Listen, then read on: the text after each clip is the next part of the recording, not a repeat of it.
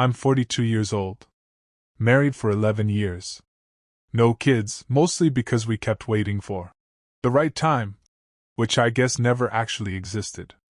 Up until about 8 months ago, I would have told you my life was normal. Not perfect.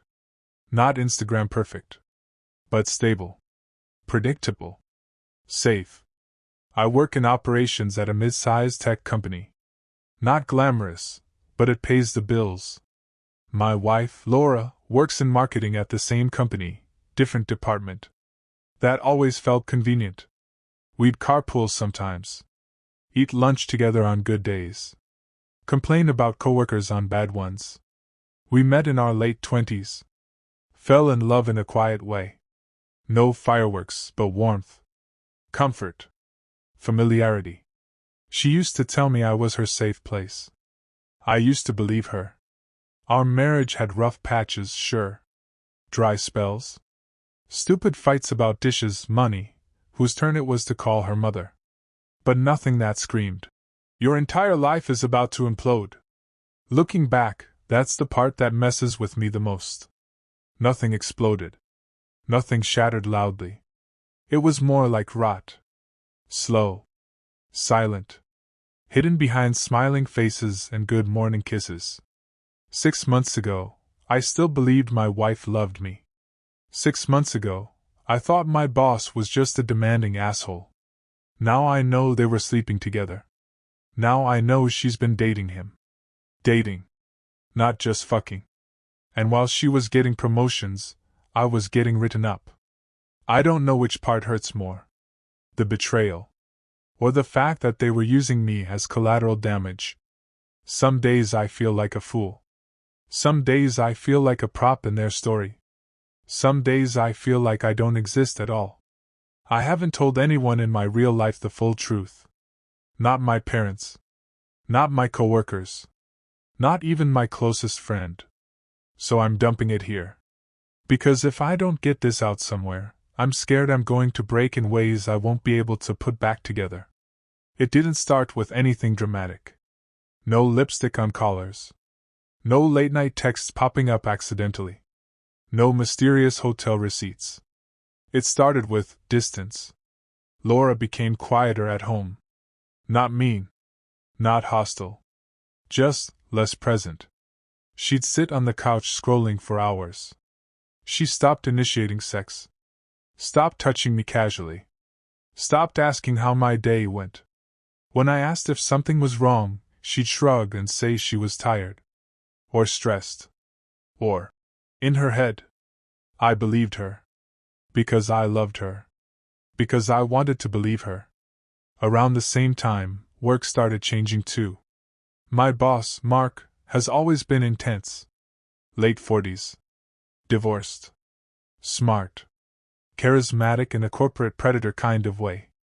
But suddenly, my projects were being nitpicked to death.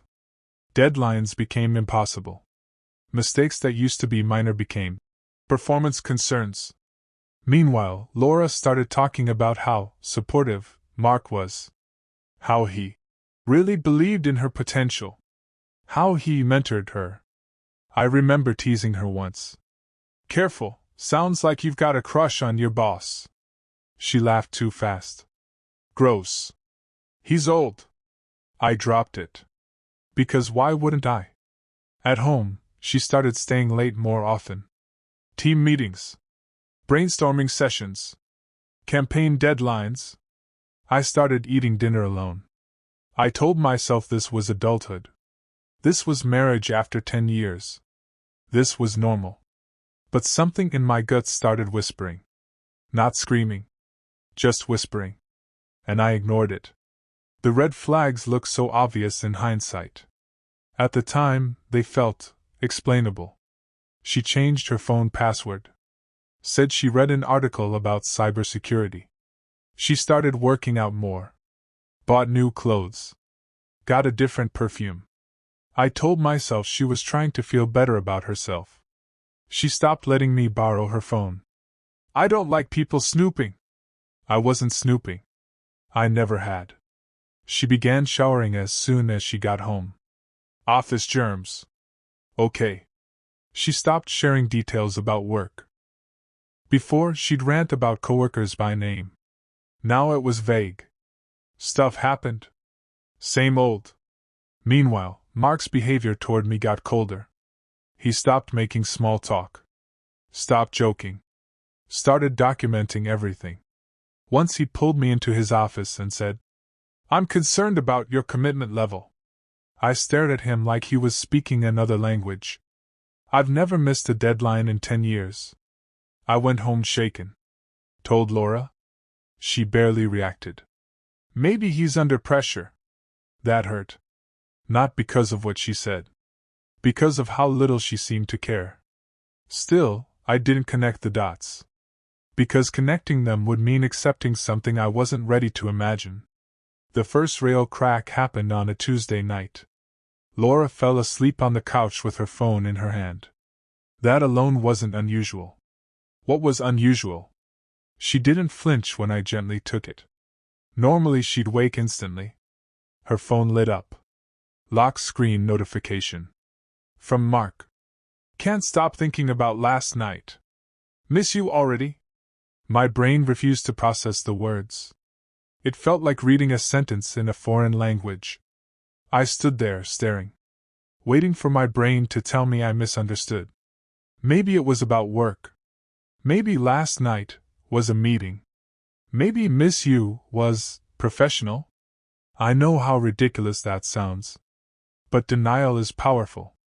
My hands were shaking so badly I almost dropped the phone. I didn't unlock it. I didn't scroll. I just put it back. Went to the bathroom. Sat on the floor. And threw up. I didn't confront her. I didn't sleep.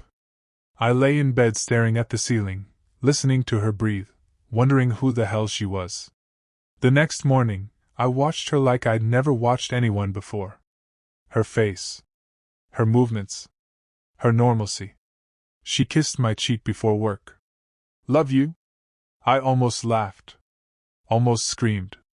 Instead I said, "Did you sleep okay?" She nodded. Like nothing was wrong. The drive to work felt surreal. She chatted about traffic. About coffee. About some Netflix show. I wanted to grab the steering wheel and drive into a tree. At work, I couldn't focus. Around noon, Mark called me into his office. He slid a paper across the desk. Formal written warning. 4. Missed expectations. 4. Attitude issues. 4. Lack of growth. I stared at the paper. Then I looked at him. His face was calm. Professional. Cold. I realized in that moment that the text wasn't a fluke. That something much bigger was happening. I went back to my desk and opened LinkedIn. Saw Laura had updated her title. Senior Marketing Manager. A promotion. She hadn't told me. I texted her. Congrats on the promotion. 3 dots. Then, thanks, smiley face. Was going to tell you tonight. My hands were numb. She gets promoted. I get written up. Same boss. Same timing. The whisper in my gut turned into a scream. That night, I didn't pretend anymore. When Laura went to shower, I took her phone. My hands were steadier than I expected. Like my body had already accepted the truth. I unlocked it. Messages. Mark. Hundreds. Months worth. Not just sex. Not just flirting. I love you. I wish I'd met you sooner. He doesn't appreciate you. I hate lying to him. Someday we won't have to hide. Photos. Explicit. Videos. Selfies taken in our bathroom. In our bed. Voice notes. Her laughing. Happy. Alive in a way I hadn't seen in years. They'd been seeing each other for 6 months. Hotels. Late. Meetings. Business trips that didn't exist. I scrolled until I couldn't breathe. Then I walked into the bedroom. She was in a towel. What's wrong? I held up the phone. She went pale. Really pale. Explain. Silence. Then, It's not what you think. I laughed. A broken, ugly sound. Then tell me what I'm thinking. She sat on the bed, started crying, and said the words that ended my old life. I've been seeing Mark. I don't remember standing. But I was suddenly standing, yelling. What does that mean, seeing? She cried harder. I didn't plan for it to happen. I threw the phone on the bed. 6 months of I didn't plan it? She tried to grab my arm. I pulled away. Are you in love with him? She didn't answer. That was my answer. I asked. How long have you been fucking him? She whispered. Since January. It was July. My vision tunneled. My ears rang. I thought I might pass out. Then something else hit me. Does he know I'm your husband? She looked at me like I was insane. Of course he does. And he still writes about how I don't appreciate you. She nodded. I felt something inside me collapse. Not break. Collapse. Like a building imploding into itself. I asked. Are you getting promoted because you're sleeping with him? She hesitated. I work hard. That's not what I asked? Silence. I laughed again. You're using me. Both of you. She cried. Said she never meant to hurt me. Said she felt lonely. Said we drifted. Said she still cared about me. Every sentence felt like sandpaper on exposed nerve. I slept in the guest room. Didn't really sleep. Just stared at the wall. I kept replaying memories. Holidays. Birthdays. Anniversaries. Wondering which ones she was already lying during. At work, Mark acted normal. Professional. Cold. He emailed me more concerns. Assigned me impossible tasks. Smiled at Laura in meetings. Not openly. But softly. Secretly. I started noticing looks. Tiny touches. Her hand brushing his arm. Him leaning too close. I felt like I was watching a horror movie where everyone else is pretending nothing's wrong. I wanted to scream. I wanted to tell HR. But I was terrified. Terrified of losing my job. Terrified of being labeled the bitter husband. Terrified of blowing up my entire life in one move. Laura begged me not to say anything. He could lose his job. I stared at her. You didn't care about me losing my marriage. She said she would end it. That she loved me. That she made a mistake. That she wanted to work on us. I asked her to show me the breakup message. She typed. I can't do this anymore. I choose my husband. He replied. I understand. I'll wait. Wait. Not goodbye. Not sorry. Wait. She didn't block him. Said it would. Look suspicious. I realized then how little control I actually had. Every day feels like psychological torture. At home, she tries to act normal. Cooks dinner. Asks about my day. Touches my arm. I flinch. At work, I'm walking through a minefield. Mark documents everything I do.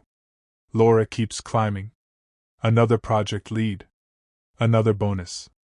I got another warning. Performance improvement plan. Basically a countdown to being fired. I'm angry all the time. But it's a quiet anger. The kind that eats inward. I hate Mark. I hate Laura. I hate myself. I replay every moment I trusted her. Every time I defended her. Every time I assumed we were solid. I wonder what's wrong with me. Was I boring? Was I blind? Was I not enough? I start spiraling. Then I hate myself for spiraling. Sometimes I imagine exposing everything. Emailing HR. CCing everyone. Sometimes I imagine packing a bag and disappearing. Sometimes I imagine driving until I run out of gas. I don't feel like a person anymore. I feel like a problem that hasn't been solved yet. We tried couples counseling. One session. The therapist asked why Laura cheated. Laura said, I felt invisible. I almost laughed. I asked, Did you ever tell me you felt invisible? She said. I shouldn't have to. The therapist nodded thoughtfully. I felt ganged up on. Like I was being quietly told that her betrayal was my fault. After the session in the car, I said, So you fucked my boss because I didn't read your mind? She cried. Said I was being cruel. I asked, Are you still in love with him? She said, I don't know. That was enough. I told her I couldn't do therapy while she was unsure. She begged me not to give up. I asked her to quit her job. She said she couldn't. Financially, it made sense. Emotionally, it told me everything. She chose proximity to him over my sanity. She swore they weren't seeing each other anymore. I don't believe her. Trust feels impossible now. Every late meeting, every notification, every smile at her phone feels like a knife twisting. I started documenting things myself. Saving emails, taking screenshots, writing down dates. Not because I know what I'm going to do, just because it makes me feel slightly less powerless. I updated my resume. Applied to other jobs quietly.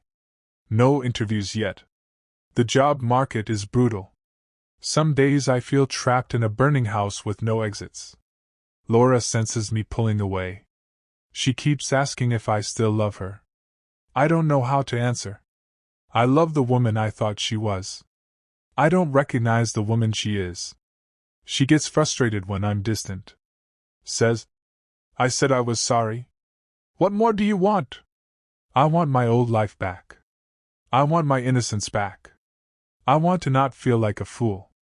I want to not picture her with him every time I close my eyes. None of those are possible.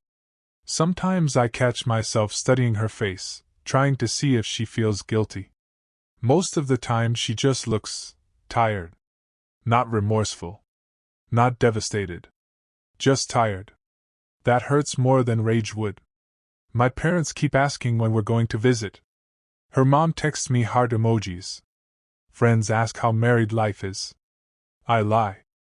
All good. Because I don't know how to explain this without collapsing. I feel ashamed. Ashamed that my wife chose someone else. Ashamed that it happened under my nose. Ashamed that I haven't left. I judge myself harshly. Why am I still here? Fear. Financial dependency. Hope. Habit. All of it tangled together. Laura talks about rebuilding trust. I don't see how. Trust isn't a wall you repaint. It's a foundation. And mine is rubble. Some nights I sleep on the couch again. Some nights I drink more than I should. Some mornings I can't get out of bed.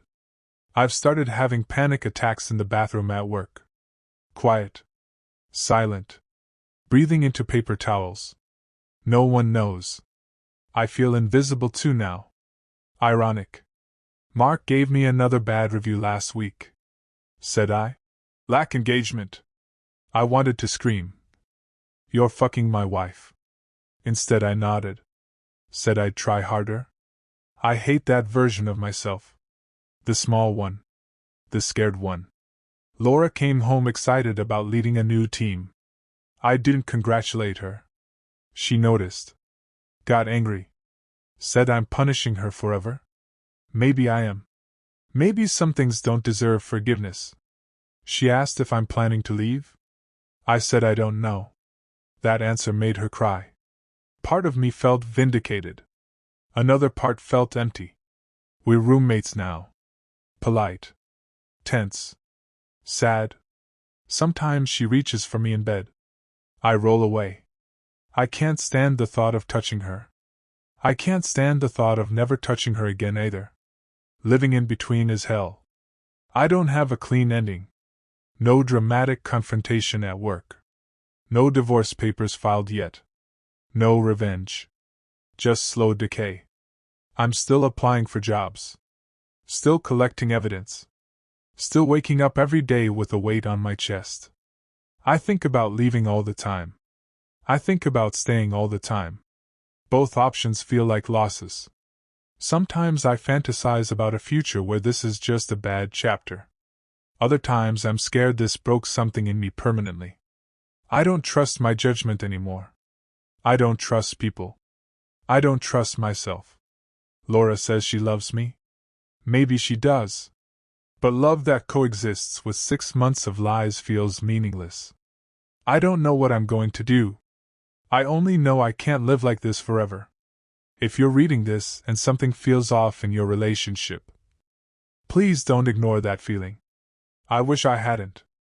Not because I could have stopped it, but because I could have protected myself sooner. I don't know if I'll leave. I don't know if I'll stay. I don't know if I'll ever fully heal. What I do know: being betrayed by the person you trust most rewires your brain. Being sabotaged by your boss at the same time rewires your sense of reality. I feel used, disposable, replaceable. Some days I still love my wife. Some days I despise her. Most days I just feel tired.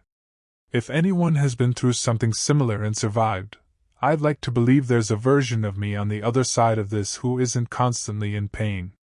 Right now, I'm just trying to make it through each day without falling apart. Thanks for letting me get this out.